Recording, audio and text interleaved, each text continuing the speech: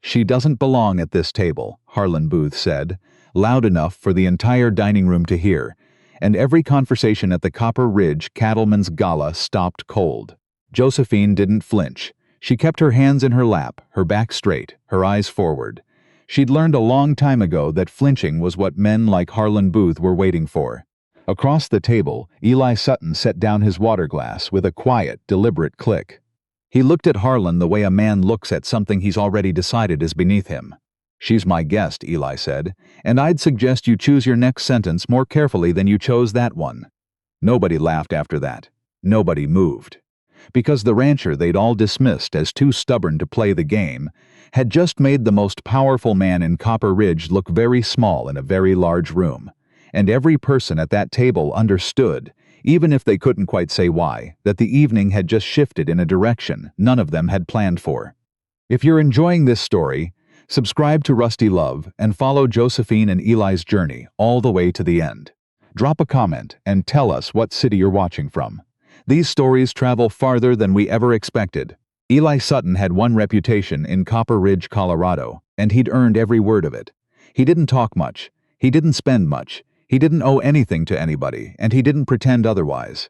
His family had run cattle on Ridgeback Creek for 3 generations, and when the drought of '89 took half his herd and all of his savings, Eli rebuilt without asking a single person for help. He paid his debts, he kept his fences. He worked the kind of hours that left no room for anything soft. People said Eli Sutton was made of the same rock as the mountain behind his property. Cold in winter, unyielding in summer, and useful whether you liked him or not. What people didn't know, what Eli had never told anyone, was that the land under that mountain held something more valuable than cattle. A mineral survey conducted quietly, privately, 3 years ago had identified a significant deposit of silver ore running beneath the creek bed on the eastern edge of the Sutton Ranch. Eli hadn't filed a formal claim yet. He was waiting, gathering the right paperwork, being careful, because a man who moved too fast on something like that made mistakes, and mistakes in Copper Ridge had a way of finding their way to Harlan Boothe before the ink dried. Harlan Boothe owned the assay office, the county deed registry, 3/4 of the businesses on Main Street, and, in every way that mattered, the county commissioner who was supposed to oversee all of it. What Harlan didn't own was Ridgeback Creek, or the silver beneath it, and that was the one thing Harlan Boothe couldn't abide. Things he didn't own. The invitation arrived on a Wednesday. The Copper Ridge Cattlemen's Gala was Saturday, 4 days. It was printed on cream-colored cardstock with the Cattlemen's Association seal pressed in gold, and it sat on Eli's kitchen table like a thing that didn't quite belong in a house that smelled like saddle oil and wood smoke. His foreman, a lean and weathered man named Cobb, read it twice and then set it down. "You know what this is," Cobb said. "I know what it looks like. It looks like a trap. Most things Harlan sends do." Eli went back to the ledger he was working on. "I'm going." Cobb stared at him. "Because he wants me not to." Cobb had known Eli Sutton for 11 years. He knew better than to argue when that jaw set. He went back to his work and said nothing more, though the look on his face said plenty. What Eli hadn't shared with Cobb was that he already had a fair sense of what Harlan was planning. The pressure campaign had been escalating for 2 years. The county assessor appearing at inconvenient moments, a water use complaint filed against him by an unnamed neighbor, a rumor circulated through the stock auction that the Sutton land was tied up in a title dispute that didn't exist. Harlan Boothe was methodical, patient. He tightened the noose one quiet loop at a time and waited for you to hang yourself. The gala was something different. The gala was a performance, and performances required an audience. Josephine Aldrich found out about her role on Thursday afternoon. She was behind the Copper Ridge Mercantile, stacking a delivery of dry goods for 75 cents a day, when a woman in an emerald traveling dress appeared around the corner of the building like she'd materialized from somewhere with better air. Miss Aldrich. The woman's voice had the particular warmth of someone who had practiced warmth until it became indistinguishable from the real thing. "I'm Sylvia Boothe. I believe we haven't been formally introduced." Josephine set down the crate she was holding. Her arms ached from the wrists to the shoulder blades. She was 26 years old, had been in Copper Ridge for 8 months, and had spent most of those months trying to become invisible. Not because she was ashamed of what she was, a young woman with no family left, no savings, and no connections, But because in a town that Harlan Booth controlled, being noticed was rarely an advantage. "I know who you are, Mrs. Booth," Josephine said. "Then you know I'm not in the habit of wasting anyone's time." Sylvia smiled the way expensive clocks tick, precisely, pleasantly, and with no genuine warmth whatsoever. "I have a proposition. A simple one." Josephine waited. "We'd like you to attend the Cattlemen's Gala on Saturday evening as a guest." The pause that followed was so quiet that Josephine could hear the dry goods settling in their crates. "Why?" Josephine said. "Because we believe in the spirit of open community," Sylvia replied. "Everyone in Copper Ridge deserves, Mrs. Booth." Josephine kept her voice even. "I haul freight and stack shelves for a living. I don't have a dress that would get me past the front door of the Cattlemen's Hall. Whatever you're offering, just say what it is." Something in Sylvia's expression shifted.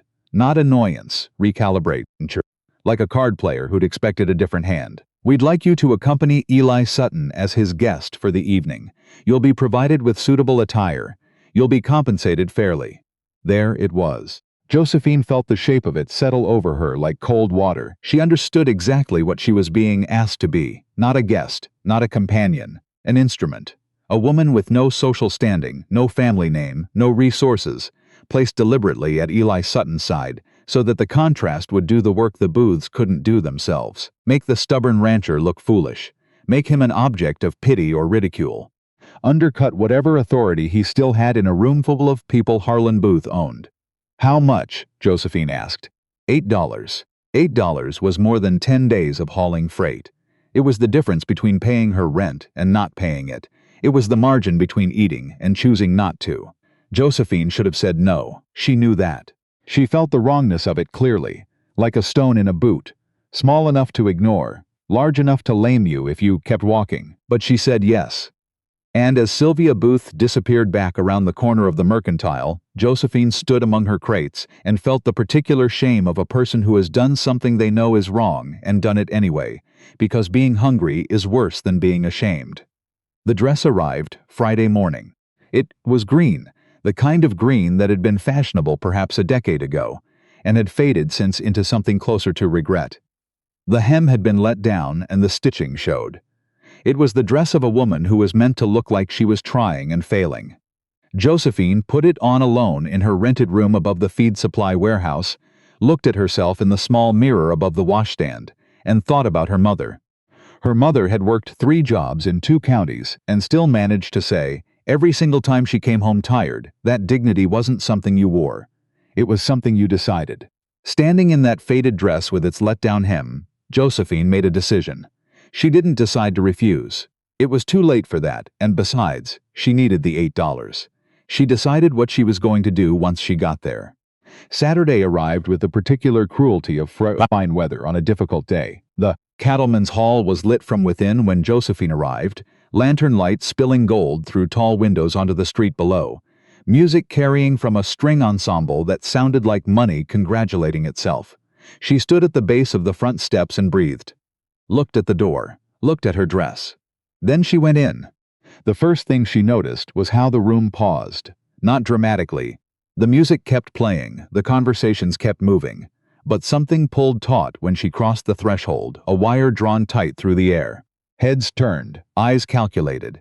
She could feel the conclusion being reached before she'd taken 3 steps inside. She found a position near the far wall, between a potted fern and a decorative column, where she could see the room without being its center. She was good at disappearing into edges. She'd had practice. She saw Eli Sutton before he saw her. He came in through the main entrance about 8 minutes after she did, alone, wearing a dark jacket that fit well enough to suggest it was old but cared for. He moved through the room the way a man moves when he doesn't care whether you're watching, which meant that everyone watched. He had the economy of someone who didn't waste motion, didn't perform, didn't angle for effect. He saw her from across the room, and he didn't hesitate. Josephine had expected hesitation. She'd built a small, private armor around the expectation that he would look at her, take in the dress, take in the context, and make the calculation that walking away cost him less than walking toward her. He didn't make that calculation, or if he did, he made it in the half-second between one step and the next, and came out the other side with his mind already made up. He stopped in front of her. "Miss Aldrich," he said. His voice was the same temperature as the room, but nothing about it matched the room. "I'm glad you came." Josephine looked at him carefully. "You know who I am. I know who sent you," he said, "which means I know exactly what this is." He offered his arm. "It wasn't a question, and I'd be grateful if you'd let me show them what it isn't." She looked at his arm, at his face, at the room behind him where Harlan Boothe was already seated at the head table, watching. She took his arm. They walked to the center table together. Not to a corner table, not to the periphery where the Boothes had undoubtedly arranged for them to be placed.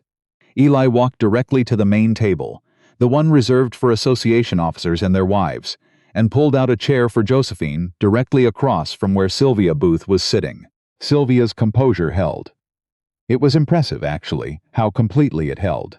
She smiled and said, "How lovely," as if this was what she'd planned all along.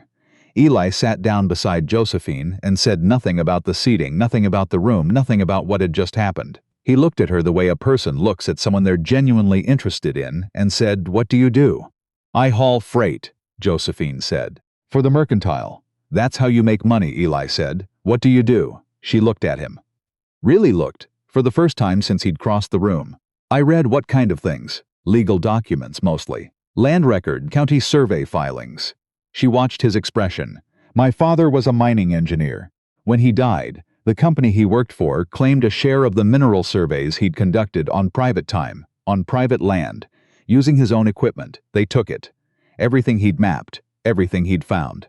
Because the contract was written in language he didn't understand, and nobody explained it to him." Her voice was steady.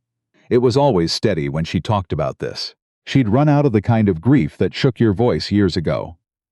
"I decided I'd understand the language." Eli had stopped eating.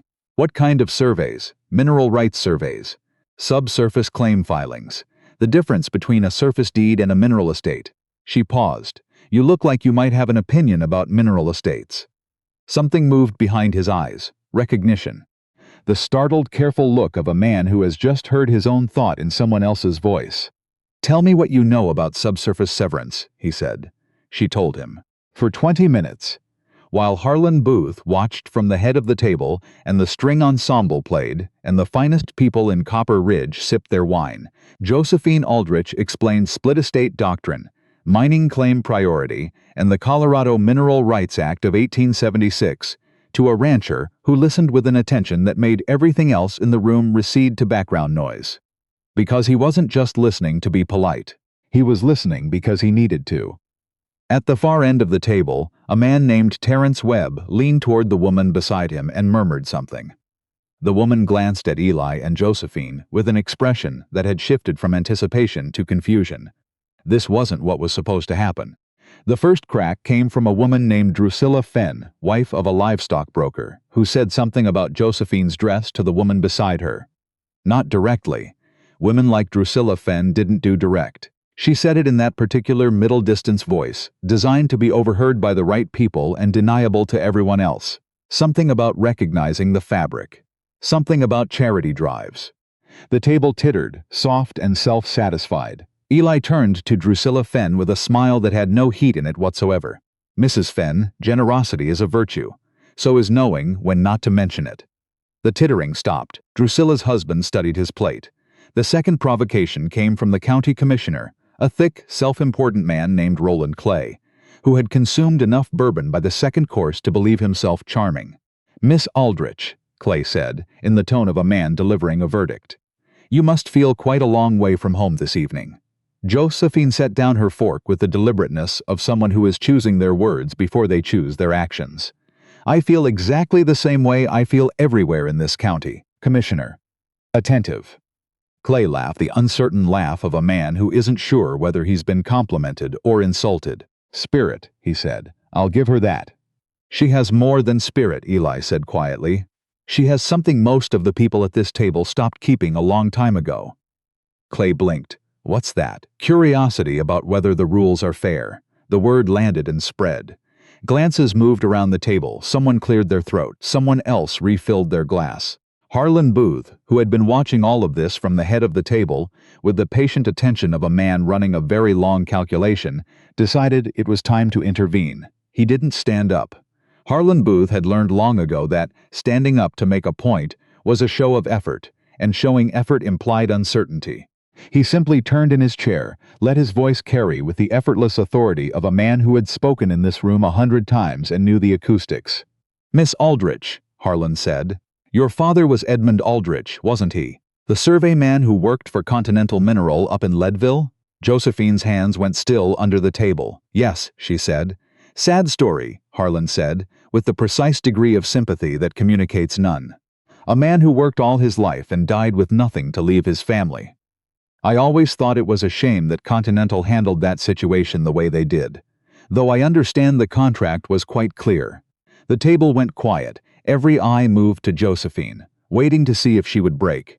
This was the real attack. She'd known it was coming. She'd felt it building all evening, the way you feel a storm front, the particular pressure change that comes before everything opens up. They'd brought her to this table to be this. A wound walked in through the front door, a reminder of what happens to people who don't understand how power works. Beside her, Eli placed his hand flat on the table between them. An offering, a door. Take it or don't. Josephine didn't take it. She didn't need to. She looked at Harlan Booth across the table and said, in a voice that did not waver by a single syllable, "My father didn't lose his surveys because the contract was clear, Mr. Booth. He lost them because the contract had a modification clause in the fourth addendum, written in legal language he'd never encountered, that transferred ownership of any derivative findings to Continental without additional compensation. The modification was added 6 weeks after he signed the original agreement and delivered to him as part of a routine document update with 47 other pages." Silence. "I've read the modification," Josephine continued. "I've also read the Continental Mineral Articles of Incorporation, their subsidiary registrations, and their Colorado operating license filings." She paused. "The primary shareholder of Continental Mineral, through 3 layers of holding companies, is Booth Land and Resources Incorporated in Denver, 1881. Nobody moved. Harlan Booth's face did not change. He was a man who had spent decades in rooms where composure was currency, and he spent some now. But something behind his eyes, some adjustment in the angle of his jaw, told Josephine that she had just said something he had not prepared for. "That's quite an allegation," he said. His voice was silk, very cold silk. "From a woman with no legal standing and a freight job." "It's not an allegation," Josephine said. "It's a filing record, available to anyone who knows which office to ask." Roland Clay shifted in his chair. Drusilla Fenn was studying her soup. Terrence Webb had gone the particular color of a man calculating how far from the epicenter he was. Eli stood up. Not because she needed him to. She had made that clear in every syllable she'd spoken. He stood because some moments demand that you be counted, not as a shield but as a witness, as proof that what was happening in this room was being seen. "I think Miss Aldrich has answered your question, Harlan," Eli said, "and several you didn't have the nerve to ask." Harlan's smile was the smile of a man changing tactics. He buttoned his jacket, the gesture of a man reminding the room that he owned it. "Mr. Sutton, I invited you tonight out of goodwill. I'm sorry to see you've chosen to make an evening of theater out of it." "You invited me because you wanted me disoriented," Eli said.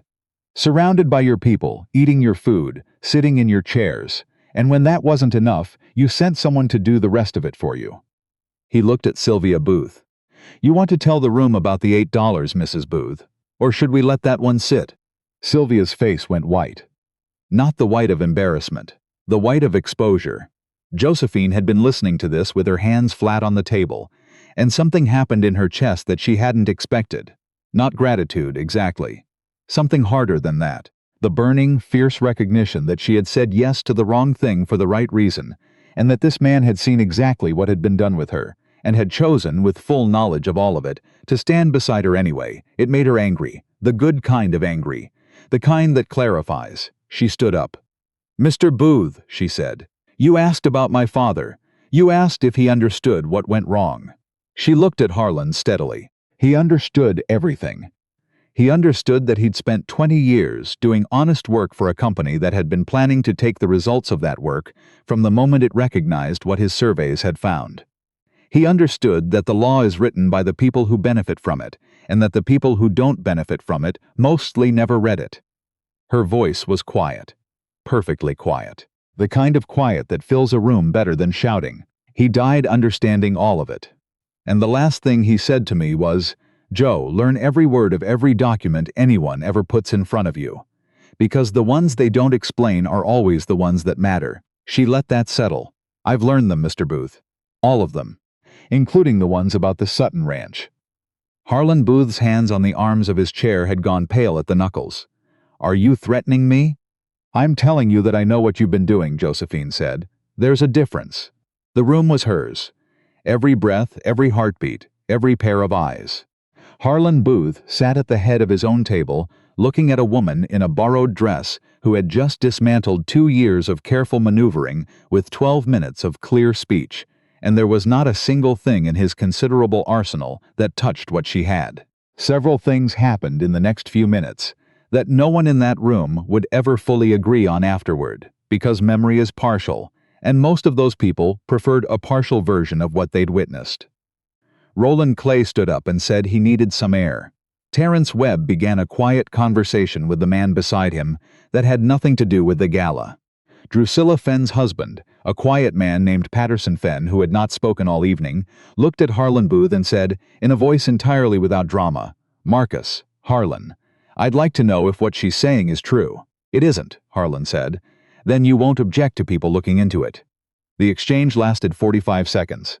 But in 45 seconds, a fault line opened in the foundation of something Harlan Booth had spent years building. Not a collapse, not yet, just a crack. The kind that lets the cold in.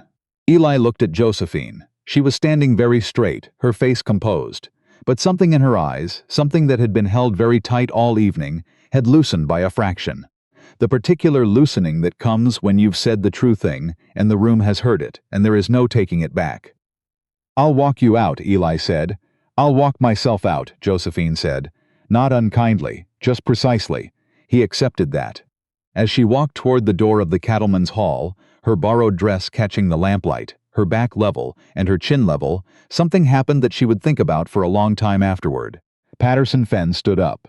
Then, after a long moment, Drusilla Fenn, with an expression on her face that suggested this was the most expensive decision she had made in years, stood too. Then a rancher near the back named Spivey, who'd had a water use complaint filed against him 2 years ago by an unnamed neighbor, pushed back his chair and stood. Then the woman beside him. Then one more couple near the windows. Not everyone. Not even most. But enough to make the room look different than it had an hour before. Enough to make the empty chairs visible. Eli was the last to leave. He paused at the door and looked back at Harlan Booth, still seated at the head of a table that had somehow become a monument to a very expensive evening. "Good dinner, Harlan," Eli said. "Better company than you paid for." He walked out into the night air. The door closed behind him with a sound that said something final without being able to name exactly what. Josephine was at the bottom of the steps. She was holding her arms against the September chill with the practical matter-of-factness of someone who knows they're cold and considers it a minor inconvenience. "Miss Aldrich, Mr. Sutton." They stood for a moment on the front steps of the Cattlemen's Hall while the sounds of the gala went on behind the closed door, smaller now and uncertain of itself. "What you said in there," Eli began, "about Continental Mineral, about Booth land and resources. How much of that can you document?" "All of it," Josephine said. "I've spent the better part of 8 months in the county records office and the territorial filing archive in Denver. The corporate registry is public. The holding company structures are traceable. No one reads them because they're designed to make you not want to read them." She turned to look at him directly. "But I wanted to, for your father, for my father first, for everyone else second." She paused. "Your mineral survey. The one on the Eastern Creek bed. Booth knows about it. He's been positioning to invalidate your surface rights so that a prior mineral claim he's been holding in a subsidiary name becomes the operative filing." Eli was very still. "How do you know about the survey?" "Because the subsidiary claim is registered in the same filing archive where I spent 8 months. It was filed 3 weeks after your survey was conducted." Someone told him. She met his eyes. "You have a problem, Mr. Sutton, and I think you already knew it. What would it take to stop him?" A formal challenge filed with the Colorado State Land Board, with supporting documentation, cross-referenced with the corporate registry entries that show the holding company chain. Filed before Booth's attorneys can move to accelerate the subsidiary claim. She paused. Someone with standing to file that challenge would need to be a property owner directly affected by the fraudulent prior filing. Someone like a rancher with land and a mineral survey. Exactly like that. Eli studied her for a long moment. The kind of study that isn't sizing someone up. That's already done. The kind that's deciding how much trust to extend and in which direction. "Come to the ranch tomorrow," he said. "Bring everything you have." "This isn't charity, Mr. Sutton." She said it without apology. "If I help you fight Boothe, I want something in return." "Name it." "I want the Continental Mineral contract reviewed by the State Land Board as part of the same proceeding. I want the subsidiary holding company exposed as part of the same record. I want the filing that took my father's work included in the same formal challenge." Eli didn't pause. "If we can prove what the record shows, I'll make sure every piece of it is in front of the board. That's not a guarantee." "No," Eli said. "It's a promise, and I don't make those unless I intend to keep them." Josephine looked at him for a long moment. Then she nodded once, sharply, the way a person nods when they're not sure they should trust something but have decided to do it anyway because the alternative is worse. "Tomorrow," she said. She turned and walked down the street into the September dark, and Eli watched her go and thought about the rule he'd lived by his whole adult life. Keep your head down. Don't give them anything to use against you. Don't let them see what matters. He'd broken it tonight. Broken it publicly, in front of 50 people, and felt, standing on those steps in the cooling air, no desire whatsoever to pick up the pieces. Josephine arrived at the Sutton Ranch before sunrise.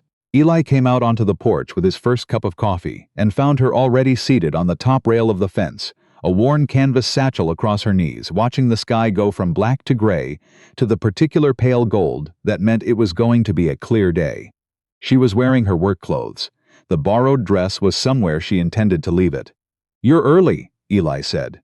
"You're slow," she said, and dropped down from the fence. She'd been awake since 2 in the morning. Not from nerves. She was past nerves, had used them all up on the long walk home from the Gala, but from the particular alertness that comes when the thing you've been building toward for a long time is suddenly very close. She spread the documents across Eli's kitchen table. 2 years of accumulated records, copied by hand in the back of the State Filing Archive in Denver during 4 separate trips she'd taken on borrowed money. The corporate registry chains showing the Boothe holding companies. The Continental Mineral subsidiary filings. The prior mineral claim on the eastern section of the Sutton property, registered 3 weeks after Eli's private survey. Eli went through them in silence. The way a man reads something he suspects is going to change everything. "He's been planning this for 4 years, Eli said finally. "At least. The Sutton property isn't the only one. There are 6 other ranches in this county with subsurface claims filed against them through the same holding company structure. All of them in the past 7 years. All of them filed shortly after private surveys were conducted. He has a source," Eli said. "Someone tells him when surveys are done. The assay office," Josephine said. "He owns it. When ranchers bring in core samples for independent testing, Booth's office logs the approximate location before returning the samples. It's not illegal, technically. It's just information he's not supposed to use, but he uses it. Every time." Cobb came in from the barn about an hour into their work, took one look at the table covered in documents, the woman who appeared to have taken up permanent residence at it, poured himself a cup of coffee, and went back outside without saying a word. Later, he told Eli it was the smartest thing he'd done all week. By mid-morning, they had a structure.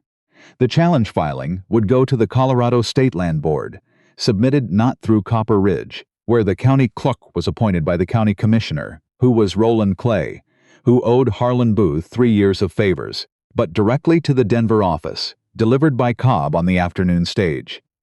Josephine had already drafted to the core of the filing, 12 pages of precise, cross-referenced accusations, with corporate registry citations and filing numbers she had memorized because memorizing things was faster than carrying paper, and she'd been carrying this weight long enough that it had become part of how she moved through the world. "You've been planning this for a while," Eli said. "Since the week after my father died," Josephine said. "I just needed a property owner willing to sign the challenge." He looked at her. Something in his expression had been changing all morning, slowly, in the way things change when you're paying attention to something else, shifting from assessment to something that didn't have a clean name yet. You walked into that gala last night knowing all of this. I walked in because Sylvia Boothe handed me the opportunity on a silver tray and didn't know what she was handing me. Josephine didn't apologize for it. They assumed I was harmless because I was nobody. That's the mistake people with power make. They confuse having nothing with being nothing. You used their plan against them. I used their arrogance against them. There's a difference. He almost smiled. It was a near thing. The retaliation came that afternoon faster than either of them had anticipated.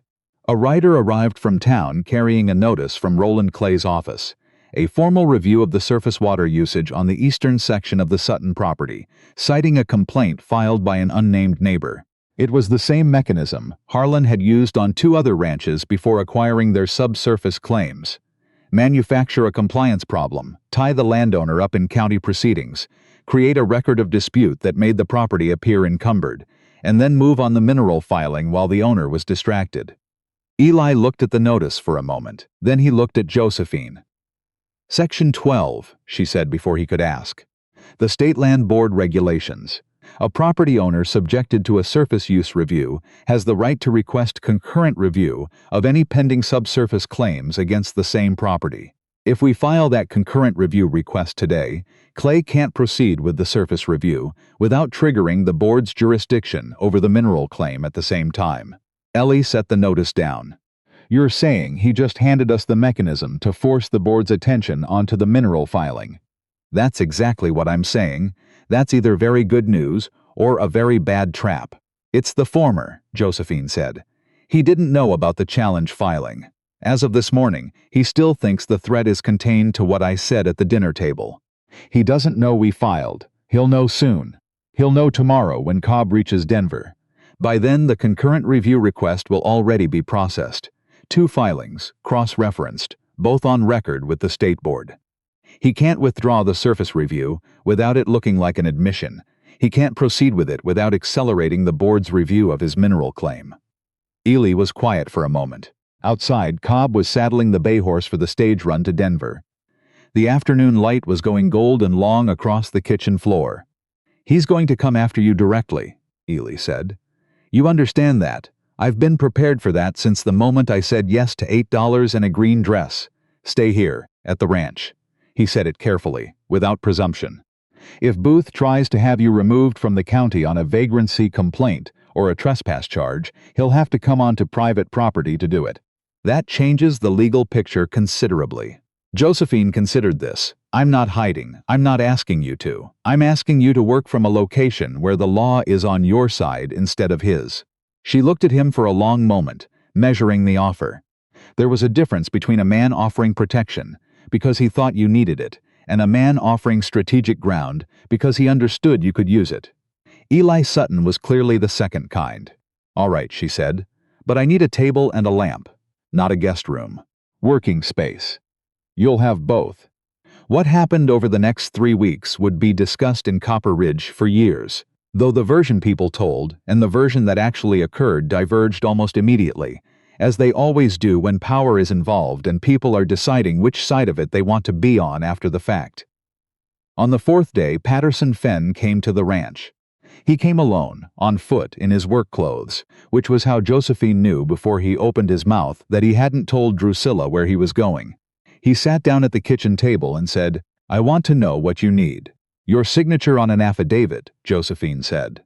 Attesting to the conversation at the gala what Harlan said, how he said it, what was implied. That'll make me an enemy of Harlan Boothe. You're already an enemy of Harlan Boothe. You stood up from his table. Patterson was quiet for a moment. My father had a saying. He said, the only thing worse than doing the wrong thing is doing nothing, and calling it prudence. He pulled out a pen. Tell me what to write. On the 7th day, Roland Clay's office received 17 letters from property owners in the county, all requesting detailed review of their own filing histories. The letters had been drafted by Josephine, personalized by Eli, and distributed through Cobb to the 3 ranchers who'd stood at the gala, and who knew 6 others who hadn't been there but wished they had. None of the letters mentioned Harlan Boothe by name. They didn't need to. The pattern spoke for itself when 17 of them arrived in the same week. Clay did not respond to 16 of them. He sent a brief letter to one rancher, a man named Buckley Tate, informing him that his files were in order. The singling out was itself a kind of answer. On the 11th day, Sylvia Boothe came to the ranch. She came in a carriage and brought a pie, which was either a peace offering or a performance depending on how you interpreted it, and Josephine interpreted it correctly. "This has gone further than anyone intended," Sylvia said, sitting on the porch because she hadn't been invited inside. "Harlan is a reasonable man. He's willing to—" "What is he willing to do?" Josephine asked. "Let certain matters rest. In exchange for—" "For what, Mrs. Boothe?" Sylvia's hands tightened on her handbag. "For a more measured approach to whatever you believe you've found." "I don't believe anything," Josephine said. "Belief is for things you can't verify. What I have is documented. Filed, on record with the State Land Board with a case number assigned." She looked at Sylvia Boothe with something that wasn't unkind, but was absolutely without softness. "Tell your husband that I'll consider his offer when my father's work is credited, when the 6 other ranchers whose mineral rights were fraudulently claimed are restored, and when the State Board has completed its review. Until then, I don't have anything to say to him that isn't already in the filing." Sylvia left without touching the pie. Josephine gave it to Cobb, who ate half of it, and left the rest for Eli. The Colorado State Land Board inspector arrived on a Tuesday 18 days after the challenge was filed. Her name was Ruth Calder, and she had been conducting land proceedings across the mountain counties for 9 years, with a reputation for being impervious to both pressure and flattery, which made her exactly the right person for what she was about to read. Eli met her at the edge of the county road. "Inspector Calder, I'm Eli Sutton. I know who you are, Mr. Sutton." She dismounted with the efficiency of someone who spent most of her life on horseback. "I've read your challenge filing, all of it." She pulled a notebook from her coat. "Where is Miss Aldrich?" "At the ranch. I'd like to speak with her first." They rode back in a silence that wasn't uncomfortable. When they arrived, Josephine was at the kitchen table with everything organized into labeled sections. The corporate chain, the prior filings, the assay records, the timeline of acquisitions, arranged in the order a formal review would require. Ruth Calder sat down across from her and looked at the table. Then she looked at Josephine. "How long did it take you to compile this?" she asked. 2 years of documents," Josephine said. "About 3 weeks to organize them for submission. You have no legal training. I have my father's engineering notes and 8 months of reading everything I could find about how mineral rights law is actually applied versus how it's written. Those are different things." "Very different," Josephine agreed. Ruth Calder spent 4 days in Copper Ridge. She examined the county deed registry, the assay office records, the prior mineral claim filings. She sat for 2 hours with Patterson Fenn and his affidavit. She reviewed the corporate chain Josephine had traced and cross-referenced it against the Denver filing archive independently. She interviewed Roland Clay, who answered her questions with the sweating, overqualified precision of a man who knows he is standing at the edge of something he cannot step back from. On the morning of the 4th day, she sat down again with Josephine and Eli in the kitchen, where this had all begun. "I'm issuing an emergency hold on all pending mineral claim filings in this county," she said, "pending a full state board investigation. Boothe Land and Resources and its subsidiary entities are under formal review. The prior mineral claim on the Sutton property is suspended. Any attempt to transfer, sell, or encumber the Sutton property during the investigation period will require board approval." She turned to Josephine. "The Continental Mineral Contract modification will be referred to the board's legal division for review under the Fraudulent Modification Statute. That review will determine whether your father's surveys constitute a recoverable asset." Josephine's hands, flat on the table, pressed down once, hard as if she needed the table's solidity to stay level. "I want to be clear about something," Ruth Calder said. "In 9 years of this work, I have read 2 private citizen filings that approach this quality. Both were produced by attorneys with staff." She looked at Josephine steadily. "Whatever you decide to do next, you should know that you did something here that most trained professionals would not have been able to do." Josephine said nothing for a moment. Then she said, "My father told me to learn the rules. He taught you well." What came next took months. The board investigation expanded to include all 6 of the other properties where Boothe subsidiaries had filed prior mineral claims. Roland Clay resigned his commissioner position before the proceeding concluded, citing personal reasons that nobody believed. The assay office was placed under state supervision, pending a review of its logging practices. Harlan Boothe retained 4 attorneys from Denver. They were skilled, well-compensated, and thorough, and it made no difference because Josephine's documentation was more thorough. Every date, every filing number, every corporate registration cross-referenced against 3 separate state records, built not in a law office with trained staff, but in an archive in Denver, by a young woman who had learned to read legal language the way other people learn to read weather, because her survival depended on getting it right.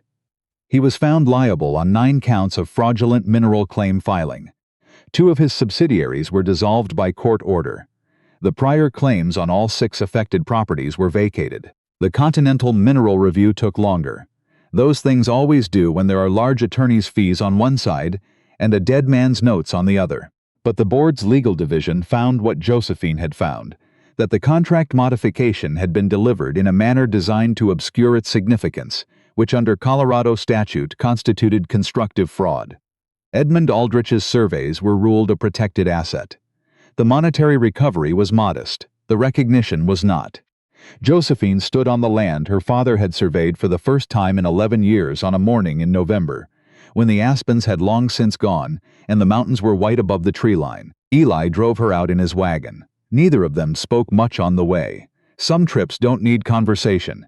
She knelt down in the frost-hardened grass and pressed her palm flat to the ground. "I kept my promise, Pa," she said quietly. She didn't say it for anyone else. She said it because it was true, and because the ground deserved to hear it. Eli waited by the wagon. He'd learned in the month since the gala that Josephine Aldrich's most important moments were not ones she needed company for. She needed witnesses, sometimes. That was different from needing company. When she stood up and walked back, her face was dry, and her shoulders were straight, and she looked exactly like herself, which was to say like someone who had fought for something real and won, and was already thinking about what came next. "Thank you," she said to Eli. "You built the case," he said. "You gave me the standing to file it. That's a small thing compared to what you brought." She looked at him for a long moment. She had a way of looking at people that suggested she was reading something they hadn't written yet, checking for consistency between what they said and what they were. In the months they'd worked together, across his kitchen table, through the back and forth with the board, through the long weeks of waiting, she'd looked at him this way many times. She'd never found an inconsistency. "I'm going to use this land," she said. "Not to ranch. To set up a practice." "What kind?" "Land rights, mineral rights, subsurface claim filings. There are families in this county who lost things they didn't know they had rights to because nobody explained the language to them." She was looking at the land as she spoke, seeing something that wasn't there yet. "I'm going to explain it. You'll need to pass the bar. I intend to. You'll need a place to study. The archive in Denver is 4 hours on the stage. I'm aware of the geography." Eli was quiet for a moment, looking at the mountains. "My kitchen table is available," he said finally. Josephine turned to look at him. He met her eyes and didn't look away. "I don't need a kitchen table, Eli," she said. "I need a partner. Someone who understands that what happened here isn't a single case. It's a pattern. And patterns don't stop unless someone makes a practice of stopping them." "I'm not going anywhere," he said. "I know." She reached out and took his hand, not tentatively, but the way you take hold of something you intend to rely on. "That's why I'm asking." He closed his hand around hers, there on her father's land, in the cold November light, with the mountains white above them and the frost coming out of the ground. "Then you've got one," he said.